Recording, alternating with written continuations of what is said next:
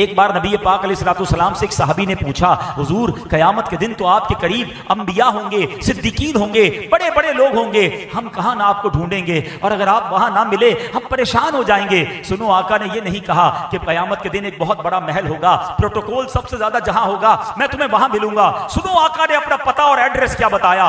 नबी पाक फरमाते हैं क़यामत का दिन होगा तो मुझे हौज़े कौसर पर ढूंढ लेना, अपने प्यासे उम्मतियों को जामे कौसर पिला रहा हूंगा। हुजूर अगर हौज़े कौसर पर ना मिले तो फरमाया वहां ना मिलूं तो मीज़ान अमल पर ढूंढ लेना। मेरे उम्मतियों के जब पलड़े भारी और हल्के हो रहे होंगे ना, आमाल तोले जा रहे होंगे, मैं उनके आमाल भारी कर रहा हूंगा। हुजूर वहां ना पाए, कहा वहां ना पाओ तो पुल सिरात पर ढूंढ लेना, मैं अपने उम्मतियों को रब्बे सल्लिम की सदा लगा लगा कर पार करवा रहा हूंगा। कहा हुजूर अगर वहां ना पाए, फरमाया इन 3 जगहों के अलावा तो मुझे कहीं और नहीं पाओगे।